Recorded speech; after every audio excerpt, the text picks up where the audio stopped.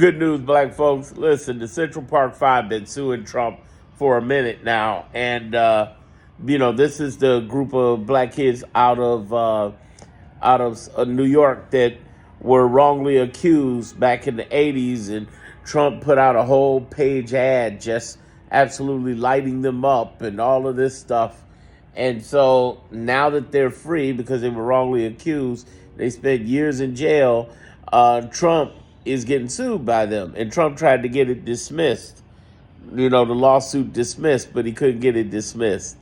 They have a good case for defamation, and I know it's for posterity's sake because Trump is such an expert over the last 50 years, been a mistake, just been an absolute mistake that they committed on these boys. And Trump has been real interesting about this because he wouldn't apologize or anything, which he sucks, of course.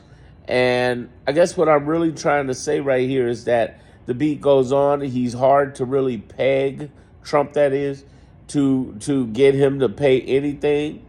But the case goes on, and it's an ongoing case that basically Trump's going to fight to the end. I think eventually, if they just somehow just give him they got the time and the wherewithal to continue to fight the case to the very end.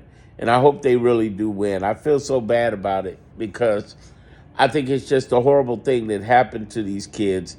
And Trump just made it a publicity stunt. And it sickens me that there are black people who absolutely supported Trump after seeing what happened to these kids. That's when my whole mind about Trump changed in the 80s. Because I'm like, wait a minute, something ain't right about these kids getting set up like this.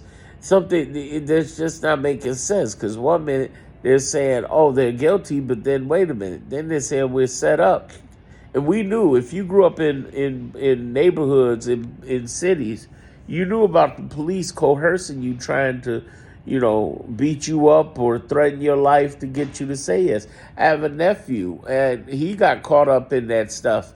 He didn't do something they said he did, and they threatened the man. They threatened the boy's life. They threatened the boy's life to admit that he did it so they could get a prosecution, and he ended up spending some time in jail. This is what they've been doing to us for 160 years. So I encourage them to stay to fight. I'm glad it didn't get dismissed. Trump's going to fight it to the very end because he's got 50 years experience fighting, lying, doing whatever he can. But at least the battle still goes on, and hopefully in the end, even if it's no money or anything, just the fact that they won that for prosperity's sake, that's totally worth it. Subscribe to my channel for more.